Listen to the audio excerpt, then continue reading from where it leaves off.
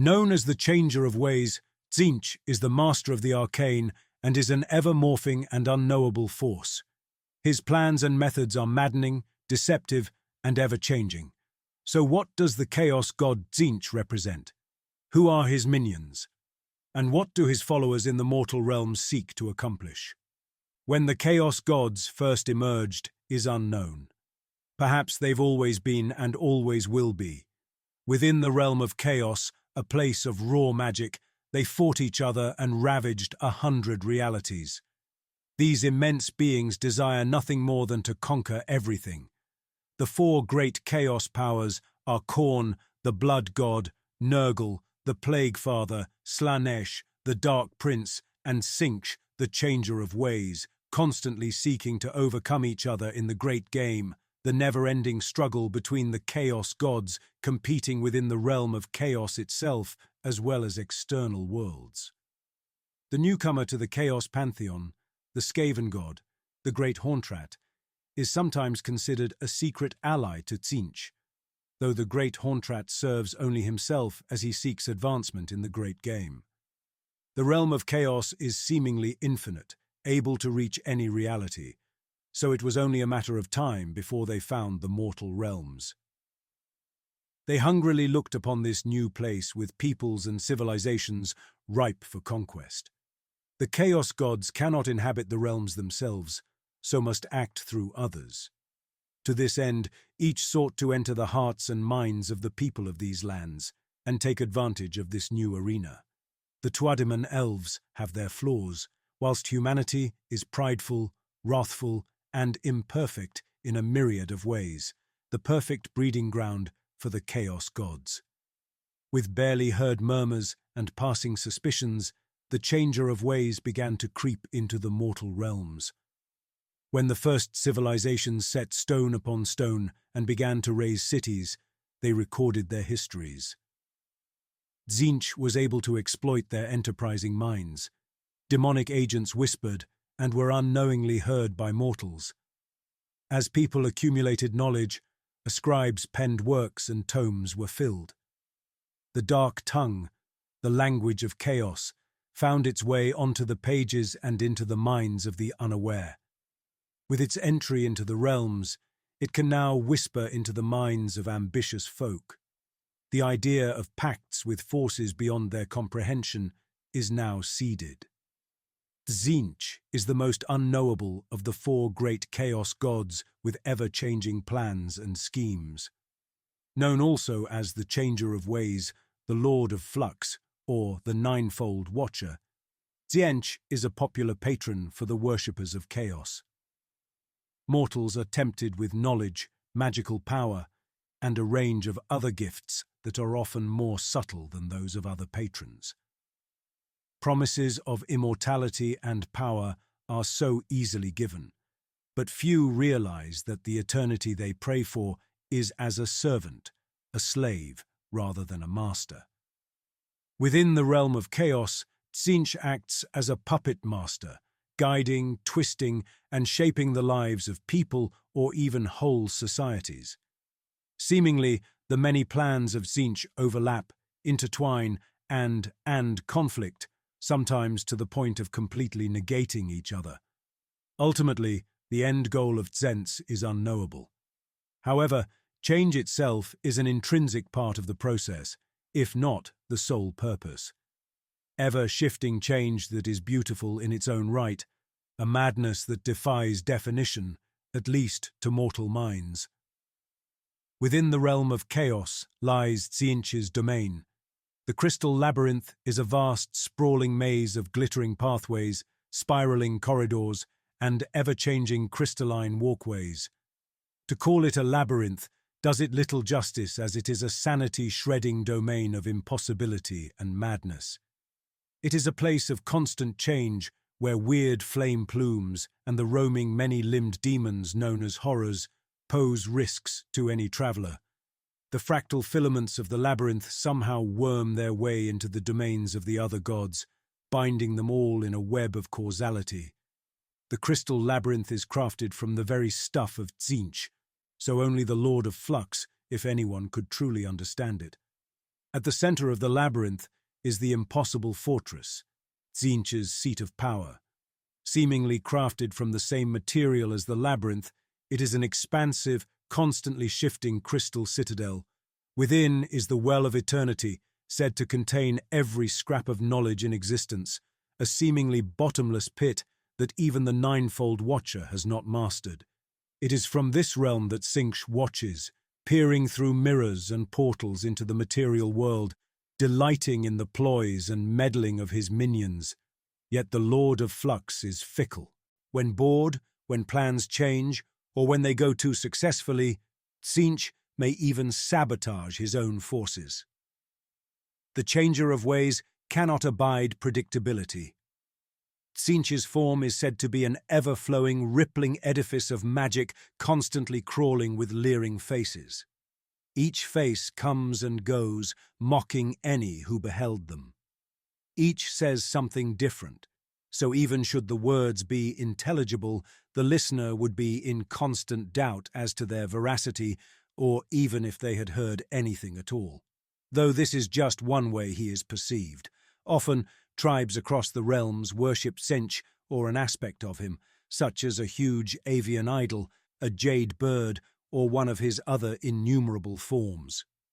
As with each of the Chaos gods, Tzeentch has a favored number, 9.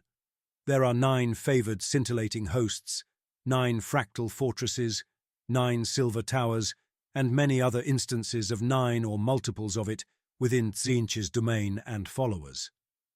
The Lord of Flux is able to see the past, present, and future, though not simultaneously. Even Tzeentch cannot achieve such a feat. This prescience and understanding would seemingly give the Changer of Ways a significant advantage over the other gods, yet Tzeentch's greatest strength is also a weakness. Unknowable, ever-changing, and unpredictable, Tzeentch's machinations often catch the other gods off guard, but these are the workings of a being that is quite mad. At least to mortal minds, Tzeentch is insane, and in his madness he can turn on his own plans, sabotage himself, or seemingly act against his own self-interests. This drive for impermanence is why the Lord of Flux is so often opposed by one god more than any other, Nurgle. Grandfather Nurgle is the master of disease, pestilence, and entropy. An almost paternal figure to his worshippers, the grandfather has little desire to deceive or mislead, gently guiding those into his embrace. The slow creep of plague and death is a universal inevitability, and this is embodied by the Lord of Pestilence. The two great gods ideologically clash as Nurgle sees a path set in stone, whilst Tzeentch doesn't see a path at all, rather an ever-weaving web. Though the Chaos gods want nothing less than absolute control over every realm, each has a particular favourite that they desire above the others. Whilst Nurgle desires the realm of life, its rich bounty is the perfect breeding ground for wretched pestilence, and corn servants flourish in the savage realm of Gur. Tzeentch favours Charon, the realm of battle. Charon is a realm constantly in flux, with land masses shifting in the etheric void. Rich in ores and alloys, it is a font of industry. With the metals mined and refined from the realm crust, technological wonders were fashioned, and the riches were bountiful. Each continent and island hangs in the etheric void, often rich in all sorts of ores and minerals. At the realm's centre, the spiral crux had been carved to perfection by the Duardine smith god, Glungi, yet his work would be undone. The realm stone of Shaman is a quick silver-like substance known as shamanite. It is valued for its alchemical power and became a currency which is greatly desired. The shamanite deposits across the god-wrought isles were some of the most rich within the spiral crux and regularly caused conflict. Great powers rose and fell based on the industry and techno-arcane technologies the shamanite facilitates. This was the perfect hotbed for the growth of Tzuchi worship as creation, innovation, and development flared in these civilizations, As these inner civilizations jealously hoarded their shamanite, those poorer nations would pray for some sort of change to their fortunes. Tzeentch would hear their cries and send his demons to answer them. Over the years, this turned ever more folk to the worship of the Changer of Ways, listening to the whispers and plans of the Chaos God. Whenever a rebellion seeks to overthrow their ruling class, or a potential usurper seeks to act, it is often the words of Tzeentch that drives them on, whether they know it or not. Many didn't even know they had fallen into Tzeentch's clutches until it was too late. The groundwork had been centuries in the making. The Load Griffin, a metallic god-beast, descended into the heart of the spiral crux, drawn by the harvesting of shamanite, causing apocalyptic damage and reshaping it. It was eventually killed, transmuted to gold at the insistence of Tzeentchian agents, yet its death screams tore reality, and the demons of Tzeentch were able to pour into the realm en masse. The core now roils with a magical vortex thousands of leagues in diameter, surrounded by the wreckage of the innermost lands of the spiral crux. It is here that the Sangua twist phrase dwell, seemingly the only mortals able to withstand the twisting maelstrom. When they can drag prisoners back to their home, their unfortunate victims are exposed to the violent arcane energies. If they are lucky, death will be swift. Otherwise, mad mess and mutation will take them. Some are even transformed into one of the beaked Sango, or suffer the tormented existence of a chaos spawn.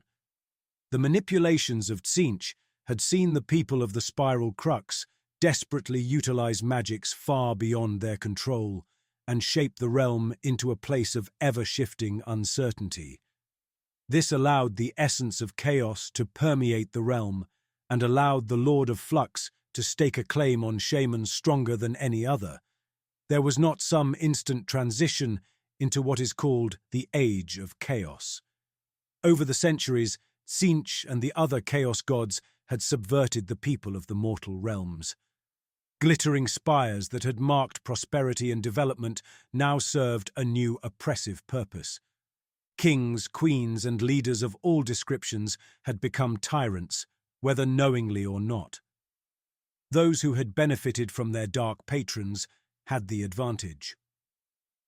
When civil war and mass violence broke out time and time again, the victims and victors turned to ever darker means to survive. This emerged at a time of disunity amongst the pantheon of order, as some like Marathi had focused on their own realms, and others like Gorka Morka had left to follow their own rules. Nations and peoples were left to fight alone. Despite counterattacks by Sigmar and his armies against the hordes of demons pouring into the realms, it was not enough. Chaos was on the ascendant. Retreating to Mycia, the rest of the realms were left to fend for themselves. Huge swathes of the realms were overtaken by chaotic corruption. High priests, empresses, and warlords led their people astray, regardless of their own wishes. These vast changes started to affect the realms themselves, with the land twisting and changing along with the people themselves, particularly at the realm's edge where the magic saturated the realm crust. Even following the arrival of the Stormcast Eternals and the beginning of the so-called Age of Sigmar, much of the realms remained in the clutches of the Chaos Gods. Tzeentch's servants worked across every realm, some openly worshipping the Ninefold Watcher, others working in more subtle ways, infiltrating various organizations and political structures. Some overtly displaying the gifts of the Changer of Ways, others may not have even known that the thoughts in their minds were not their own. The Chaos Gods cannot manifest within the mortal realms. Because of this, they rely on their servants to influence events. Demonic creatures are manifestations of the very stuff of chaos given form by the vast will of the gods, essentially a tiny portion of their own being acting as their avatar. Even demons cannot maintain their forms within the mortal realms indefinitely. The arcane power of the realm of Chaos sustains them. However, the realms are formed from coalesced arcane energies, and so some regions are saturated in eldritch magics, such as where the ley lines and geomantic nexuses cross the realms. These can be natural, formed through great upheaval or cosmic phenomena. Should they remain in these locales, then demons can manifest for greater periods as their forms are sustained. Should Tzeentch be able to claim all of reality, then the realm of Chaos and the mortal realms would bleed together, and that Tzeentchian demons could manifest indefinitely. Many and varied are the demonic minions of Tzeentch.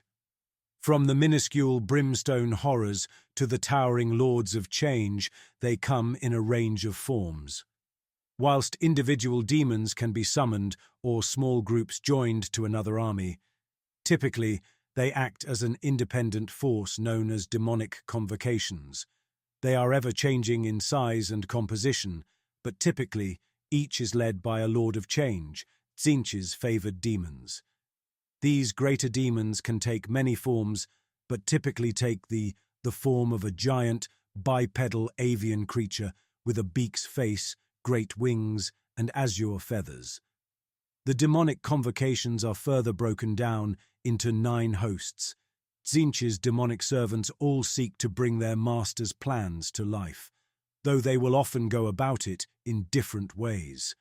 The eternal conflagration incinerates their foes with waves of fire and blazing missiles, whilst the hosts duplicitous use their skills to drive their victims mad with nightmarish illusions before unleashing their armies.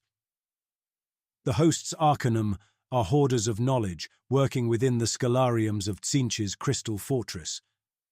Whilst less martial than other demonic forces, they are swift to take advantage of any situation. During the fall of many elf cities in Hyes, the hosts are quickly descended upon their libraries and arcane repositories to retrieve all they could. The Changeling, one of Tzeentch's most mysterious demonic minions, took on the guise of the famed architect Valius Meliti and secretly influenced the layout of foundations within many free cities, forming huge symbols and corrupting patterns. No one but Tzeentch has ever witnessed the true face of the Changeling. This demon has taken on countless forms to cause strife and confusion and is perhaps the most effective agent of the Lord of Flux. Chaos Fateweaver, the Oracle of Tzeentch, is often considered the foremost servant of the Lord of Flux. This Lord of Change was hurled into the well of eternity simply to sate the Chaos God's curiosity. He eventually managed to escape, but his essence had been drawn apart, and now 2 heads sat upon his shoulders. The right sees the future with perfect clarity, and the left sees only the past. Neither can perceive the present, making Kairos incapable of witnessing the passing of time, having to constantly balance what has been with what is to come, to estimate the present. His ability to perceive the past and future with such clarity has earned him a place at Tzeentchia's side, as not even a chaos god can see the past and future with as much clarity as his favorite minion. Chaos is sent on the most dangerous and necessary missions, where the outcome is vital to the changer of ways. Most common amongst the sentient demons are the horrors, illogical, magical pyromaniacs. Pink horrors are the largest and most jovial, relishing in their opportunity to bathe their foes in magenta flame. Often leaping and bounding in an almost performer-like fashion, they are a danger to all around them. Once dispatched, 2 blue horrors emerge. Blue horrors are no less menacing, merely less cheerful, as they hurl bolts of azure flame. Should a blue horror fall, then from their body will emerge a group of brimstone horrors. These little bundles of violent flame incinerate all they touch. The skies of Tzeentch's domain are filled with the soaring forms of screamers. Gathering in shoals, these fanged and horned creatures will descend to feed, sweeping across the battlefield, tearing through their master's enemies. They can even swarm en masse to take down a much larger foe. Flamers are strange, even for demons.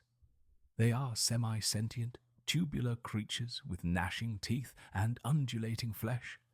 They disgorge a constant stream of colourful flames, and within these, a series of apparitions dance, mimicking the forms nearby, especially death's, in a strange and disturbing act. Rarely is a sentient plan simple and direct, but it is the exception that proves the rule. In order to maintain magical supremacy, the blue horrors, the Tariks and Cyrak, were created and tasked with writing down every spell in existence. To this end, they travel the realms in search of new hexes and charms to fill the pages of their tome. Yet neither trusts the other. The Tariks can write down the arcane symbols required, but cannot read, while Zitarik can read the spells, but cannot comprehend them. The gaunt summoners of the Silver Towers are truly a force to be reckoned with. Few, if any, in the mortal realms could hope to match their mastery of the arcane. 9 of these demons exist, living in mighty crystalline fortresses known as Silver Towers.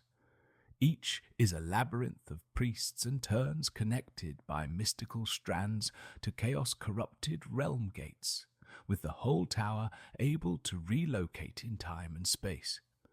Within the Gorn summoners command a host of Sangors and demons that are unleashed upon unsuspecting foes. The summoners delight in causing madness in their victims and working in subtle ways, but are more than capable of using force, whether through mystical means or with their warped tongue blade and chain staff, which mutate and melt flesh respectively. One of their favorite pastimes is testing warriors in their labyrinths, pitting them against each other and the Silver Tower's many denizens and traps. Tzeentch once gave the summoners their freedom to pursue their own fates, as each of the summoners sought to hoard arcane knowledge and accumulate power, which benefited the Lord of Flux. Archon, the Ever-Chosen, desired the gaunt summoners to add their power to his own. After discovering the names of all 9 of the demons, the Ever-Chosen was able to control the summoners. Whilst demons have their place, the vast majority of the forces at Tzeentch's disposal are mortals. They serve the Changer of Ways willingly, unknowingly, or in shades of both, though they further the ephemeral god's plans regardless. Those with the darkest imaginations or most desperate minds are typically the most prized.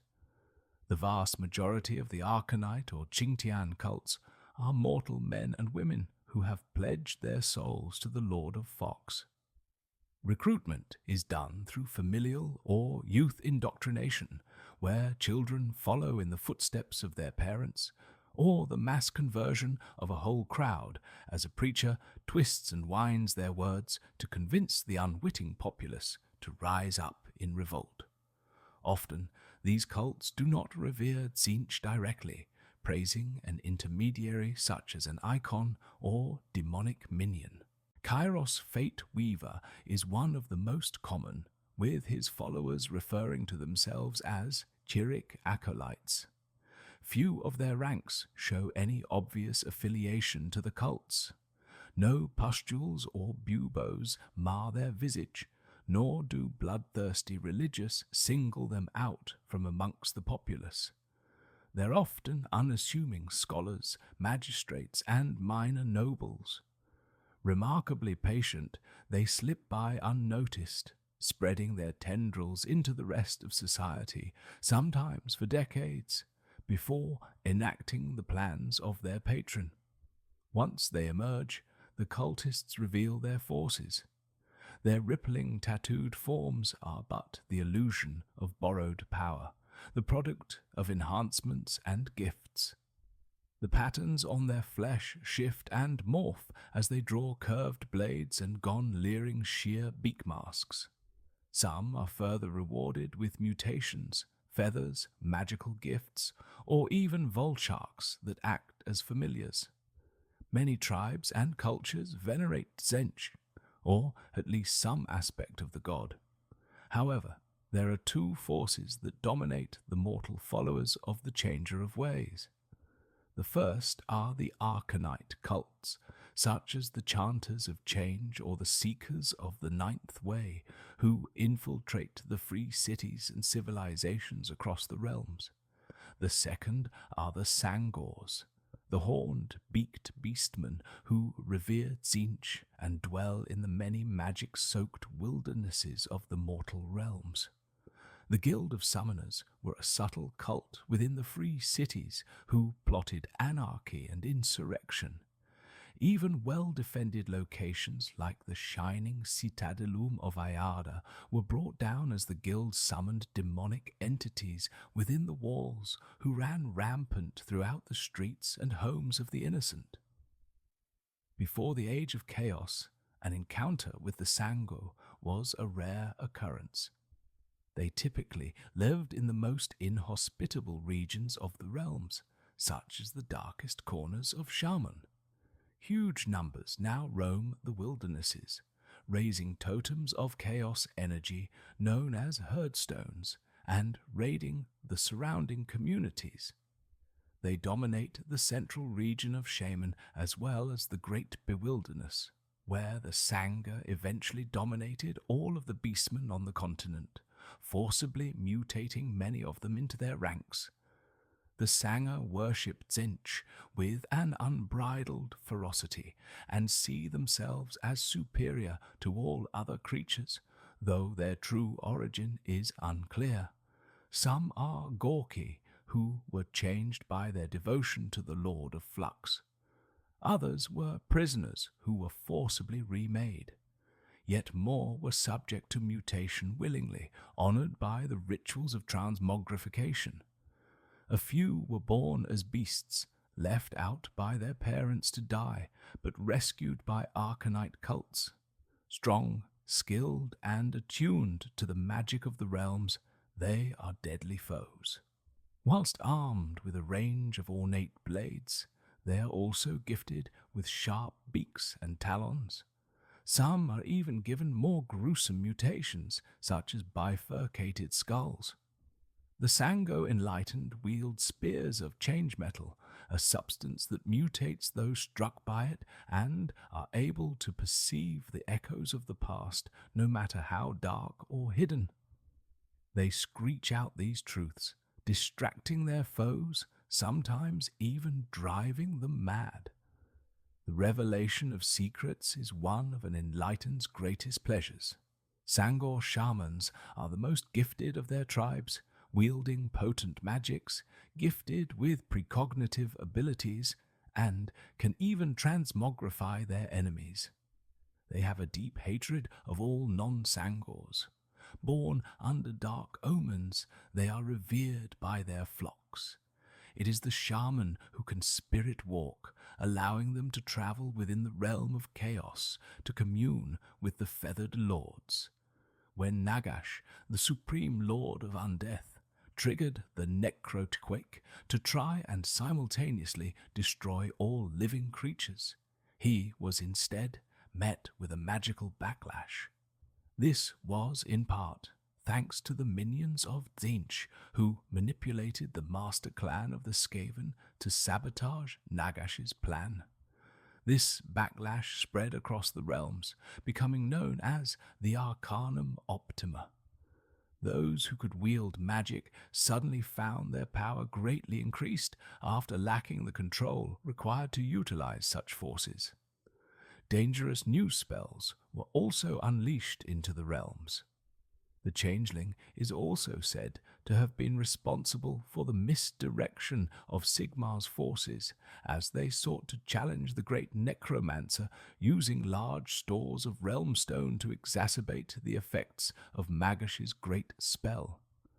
The wild, unpredictable energies unleashed were of great use to the plans of Tzeentch.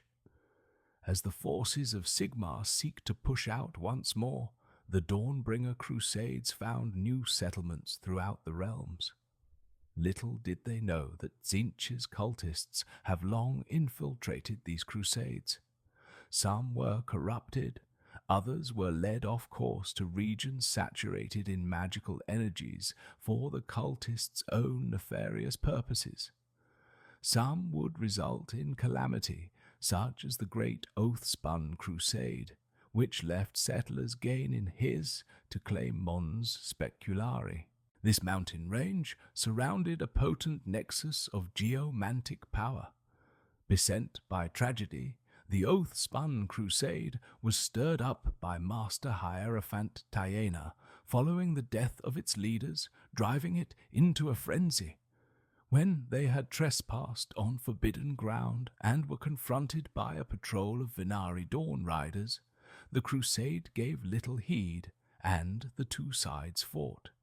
The Lumineth Realm Lords suspected a Tzeentchian plot, but the damage was done, and Tiana had escaped, now returned as Magister Azathoth of the Cult of the Thousand Eyes, having caused the downfall of the Oathspun Crusade. The infiltration of the Dawnbringer Crusades was but a means to an end, as Sigmar tends to found cities on sites of power, such as where the ley lines of magic converge. Whilst some excitant cultists will lead crusades astray, it is often after they have founded settlements that the cults will act. Rather than the crusades themselves, the greater prize was the opportunity to pervert the magic that is woven into the realms.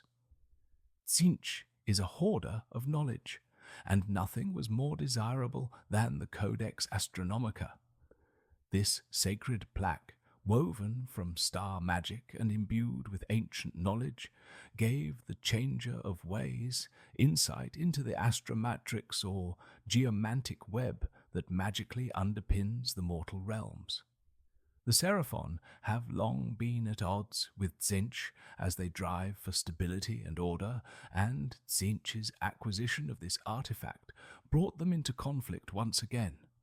Many of the best laid plans of the Lord of Lux have been foiled by the Slann and their meddling armies of Seraphon. How Tzeentch acquired the Codex Astronomica is known to just a few prize lieutenants. It is rumoured that 3 powerful Slann were tricked into entering the Crystal Labyrinth when the location of the plaque was torn from their minds. Some theories suggest it was the Changeling who retrieved it, and others say it was Chaos Fateweaver. One theory suggests the Oracle of Tzeentch led an attack upon a mighty vault ship of the Seraphon. The gaunt summoners and their silver towers engaged the ship whilst Kairos plundered the interior. Tzeentch has since begun to unravel the geomantic code and crack its secrets, guiding his forces to secure key points of power. Despite the efforts of the Seraphon and, more recently, the Luminous Realm Lords to resist, the Changer of Waves is slowly gaining ground, and soon the damage to the realm's magic may become irreparable. One thing seems clear. Tzeentch seeks to unravel reality. His servants seek out places where ley lines of arcane power meet, corrupting them with change magic. These nexus points become tainted, allowing energies to pour from the realm of chaos into the mortal realms. Opposed primarily by the Seraphon, Tzeentch's armies and servants clash with the Slann and their forces in a magical conflict that could cause incalculable destruction to the realms. The ambitions of the Chaos Gods are difficult for a mortal mind to contemplate. Even so, through the followers of the Changer of Waves, some plans are revealed, others are seemingly discarded, and some are still as unknowable as the mind of Tzeentch himself.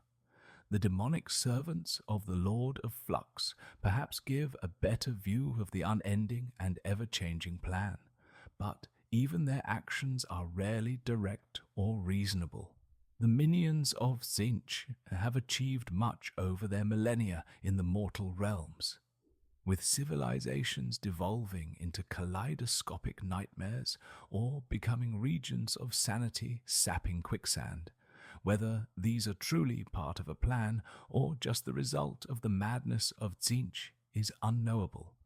Ultimately, the changer of ways is a god beyond understanding, maddened seeing the past, present and future, where everything is indefinite and always in flux, a being of anarchy incarnate.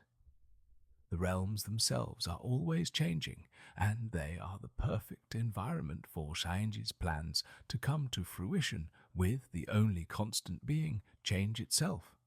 If change is inevitable, why not embrace it?